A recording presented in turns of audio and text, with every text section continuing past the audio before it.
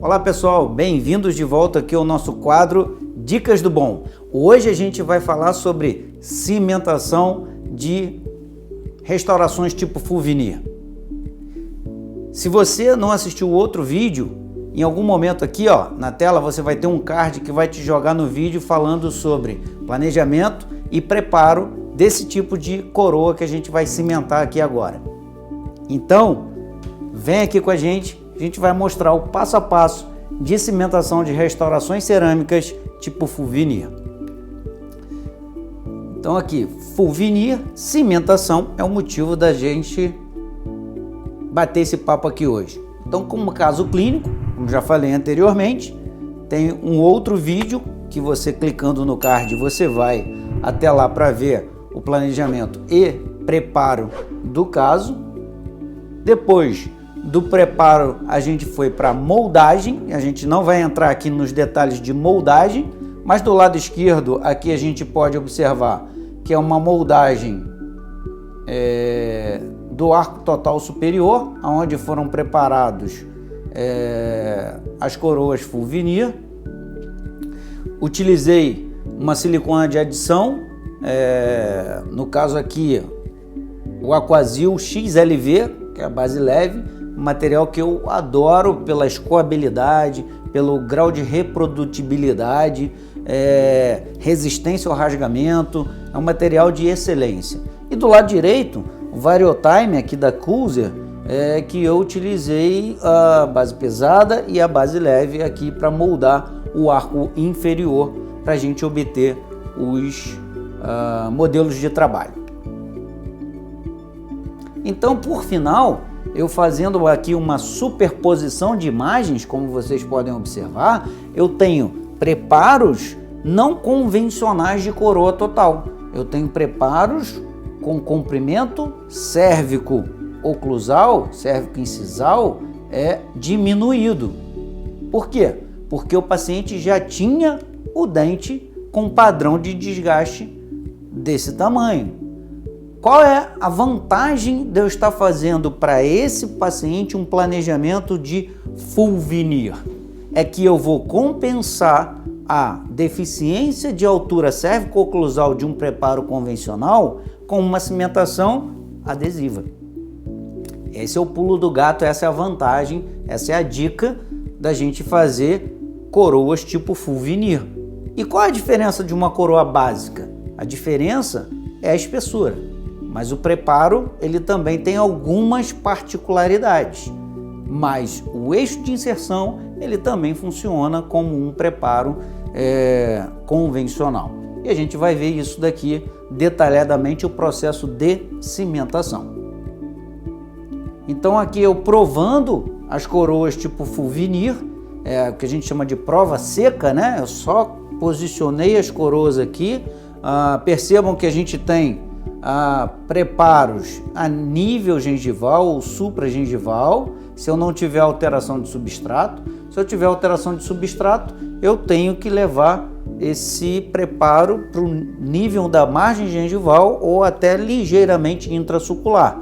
Não é o caso aqui, então a gente tem uma liberdade maior de deixar o término do preparo no nível da margem, do contorno da margem gengival, que vai facilitar todo o passo a passo, tanto da moldagem como também do processo de cimentação. Então a gente vai para o processo de cimentação em si, como eu já falei para vocês. E aí, que tipo de cerâmica você acha que eu utilizei para esse caso? Uma coroa tipo full veneer em zircônia? Claro que não, né? A zircônia, para quem não sabe, é um tipo de cerâmica não condicionável.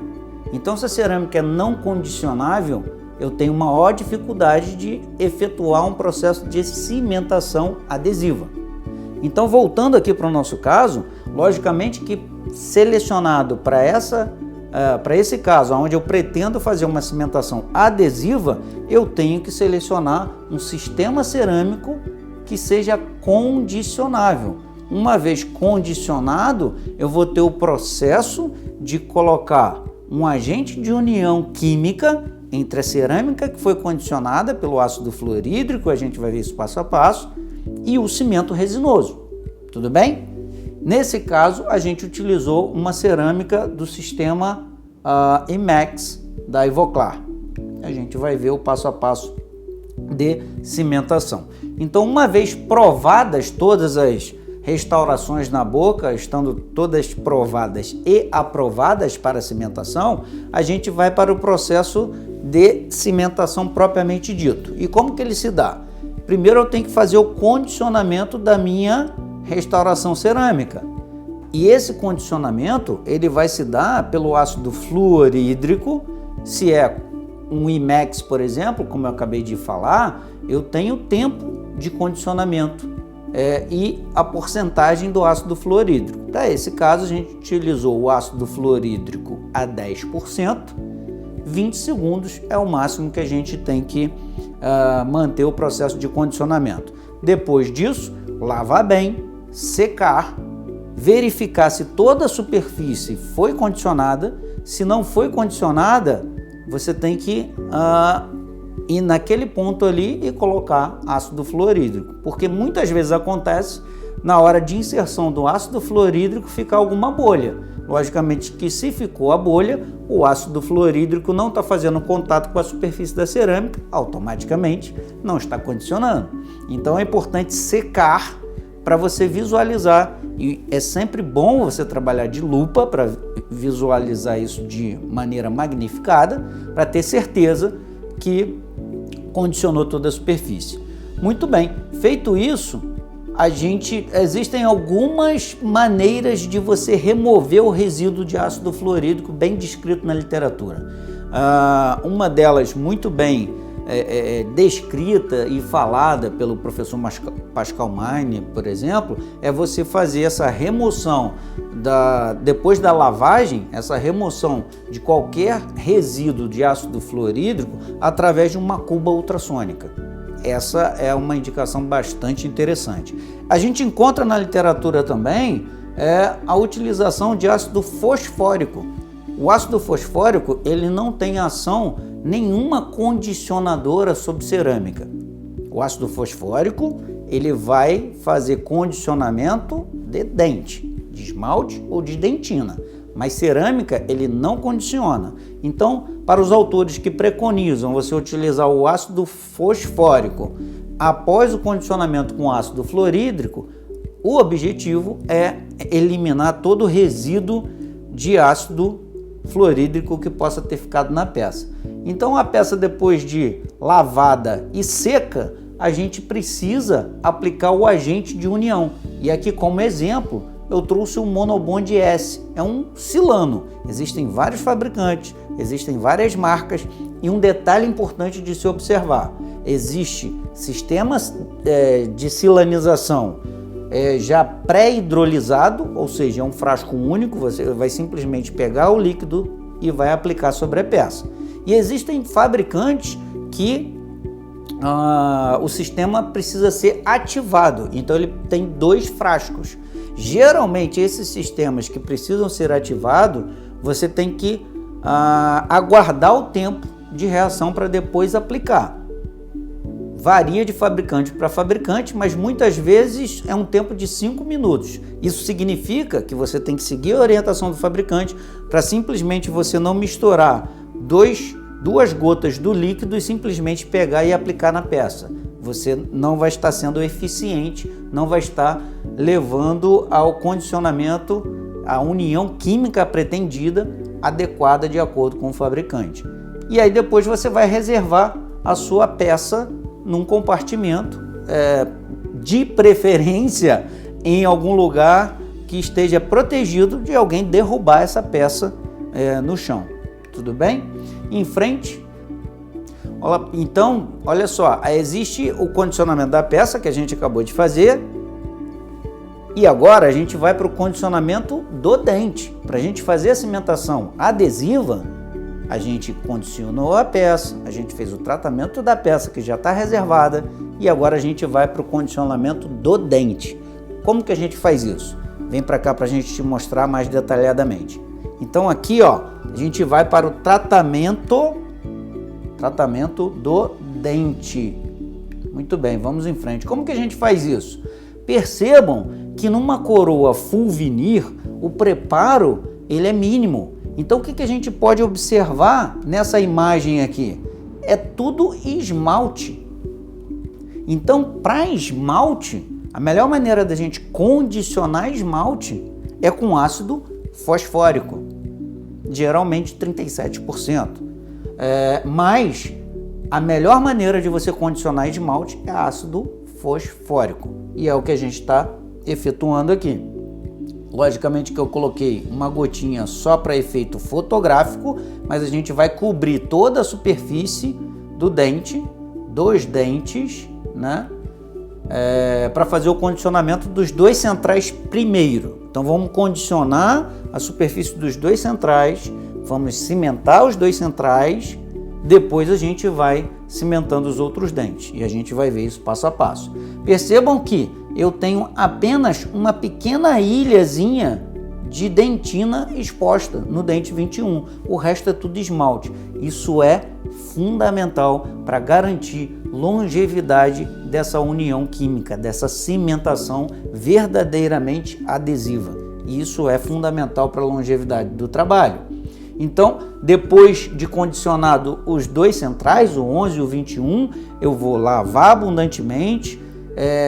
Eu estou com um isolamento absoluto feito, um isolamento utilizando um Optagrade, né, que é um isolamento proposto pela Ivoclar. Ele não é um isolamento individual do dente, é um isolamento parcial. Então, lavou o ácido fosfórico, a gente vai secar. Não estou preocupado com sensibilidade pós-operatória, que é um grande problema quando a gente coloca ácido fosfórico em dentina. Então eu não estou preocupado com isso, porque eu estou em esmalte. Então lavo, seco, agora eu vou aplicar um sistema adesivo. Existem também vários tipos de sistemas adesivos e vários fabricantes. Nesse caso, eu estou fazendo uma técnica convencional, ácido fosfórico, vou aplicar um adesivo convencional, não um adesivo autocondicionante. Vocês no canal também vão ter a oportunidade de ter esse detalhamento do que é adesivo autocondicionante e adesivo convencional. Não é o motivo aqui agora, só para a gente exemplificar que eu vou utilizar um sistema adesivo convencional, já que eu estou trabalhando praticamente só sobre esmalte. É importante a gente proteger os dentes laterais na hora da aplicação do sistema adesivo. Por quê? Porque se esse adesivo for para cima dos dentes laterais, eu ainda não efetuei o procedimento de condicionamento, mas esse adesivo ele pode bloquear o processo de condicionamento que vai ser feito na sequência.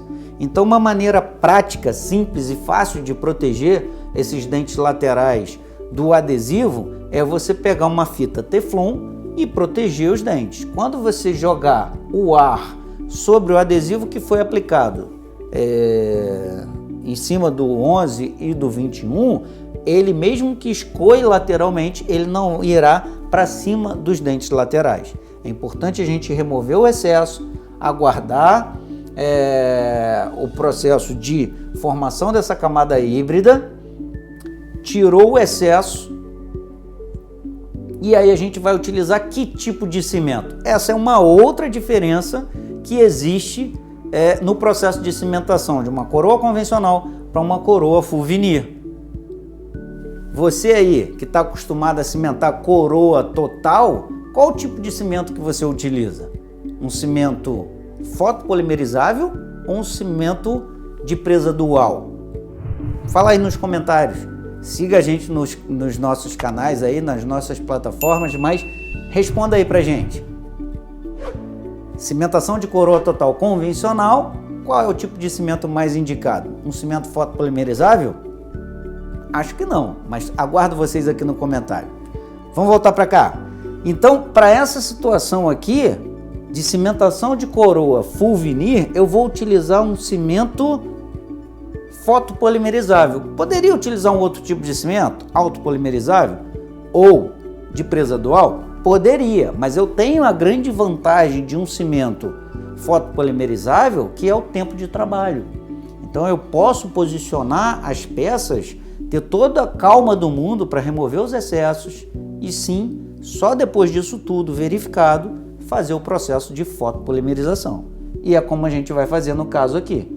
Cimentadas as peças, colocadas em posição, percebam que eu posicionei o dente 12 e o dente 22 só para evitar que o cimento resinoso que vai escoar como excesso também vá para cima dos dentes vizinhos.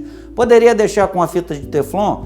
Poderia, mas a vantagem da gente ter os dois dentes sobre os laterais ajuda também no processo de posicionamento, para a gente verificar se os centrais estão bem posicionados. Feito isso, eliminado todo excesso de cimento, e aí a gente pode se utilizar de um pincel para remover esse excesso da região cervical de cimento. Feito isso com toda a tranquilidade do mundo, a gente vai para o processo de fotopolimerização. E aí, passo a passo, repetindo o que foi dito sequencialmente, a gente cimenta lateral e canino de um lado, depois lateral e canino do outro lado, e aqui a gente já pode observar uma fotografia logo de imediato pós-cimentação. Percebam que após a cimentação, a gente tem um momento ali de verificação de se a gente removeu todo o excesso de cimento. Isso é importantíssimo, não deixar excesso de cimento, porque na consulta de revisão você vai olhar novamente, porque quando a gente vai cimentar vários dentes, pode ser que, como o cimento ele tem uma certa translucidez, ele pode passar desapercebido em algum ponto e isso causar um processo de gengivite depois. Então é sempre fundamental um paciente que a gente execute um trabalho maior como esse, cimentando várias peças ao mesmo tempo, que a gente faça a revisão alguns dias depois, uma semana depois. Tudo bem? Tranquilo, né? Então aqui uma visão do sorriso do paciente, todos os dentes superiores cimentados, fotopolimerizados. Percebam que há uma pequena diferença de tom, de cor, entre as coroas full veneer cimentadas em cima para os dentes inferiores. Por que isso se deu? Porque o paciente não executou no momento adequado o processo de clareamento que tinha sido proposto para ele. Logicamente que a provisionalização desse tipo de caso, ela é muito complicada. O quanto antes você conseguir ir para o processo de cimentação dos dentes definitivos, melhor. Então, foi acordado que a gente iria fazer a cimentação do superior e depois faria o clareamento dos inferiores. Mas percebam a qualidade do tecido gengival logo de imediato, pós a cimentação de todas essas coroas, num único tempo operatório. Então percebam como era antes, o padrão de desgaste, olha o tamanho dos centrais do 11, do 21, e agora a gente vai ter a oportunidade de observar a mudança que a gente conseguiu após a execução de todo esse planejamento. Quem clicou no card e já assistiu o outro vídeo, onde a gente mostra toda esse cuidado do planejamento em restabelecimento de dimensão vertical, de testagem de quanto a gente iria aumentar de comprimento dos incisivos centrais, assim como de todos os outros dentes. Quem não teve oportunidade, clica no card que vai estar aqui em algum lugar aqui do vídeo, que vai te jogar lá no outro vídeo de dicas que vai te esmiuçar esse detalhe. Então percebam a mudança de forma de dente e função, principalmente função. E quando a gente fala em função, é sempre importante a gente pensar em desoclusão, uma desoclusão bem feita em canino.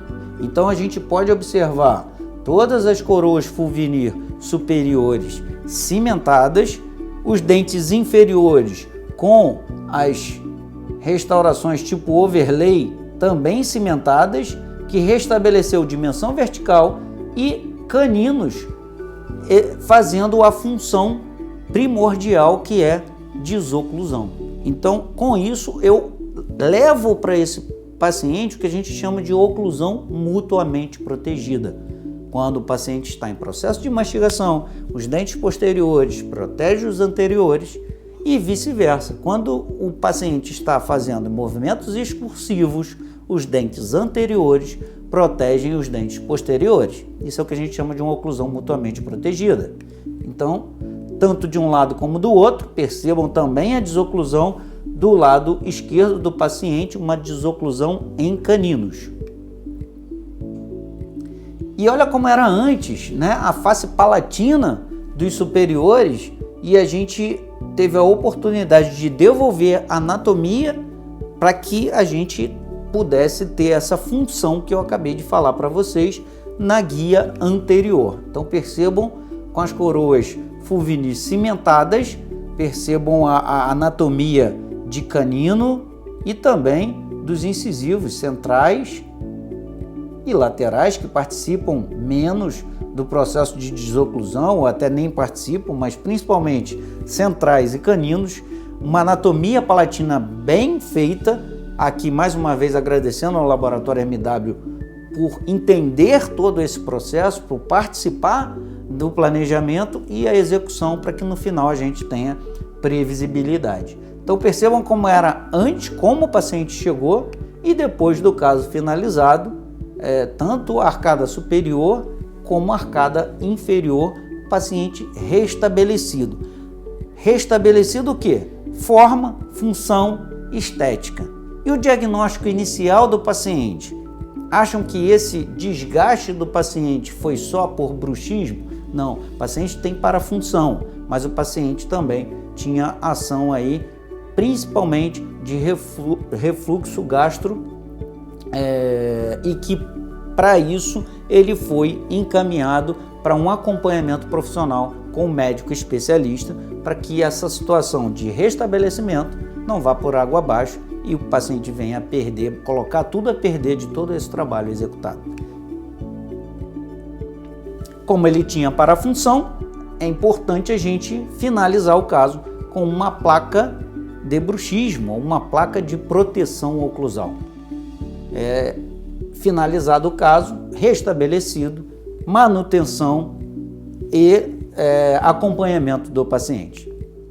Bom, visão de rosto do paciente, né, para a gente fazer uma análise facial. Percebam aqui no sorriso, né, do paciente, no rosto do paciente, e vamos ver como é que ficou imediatamente após a cimentação das coroas superiores tipo fulvinir.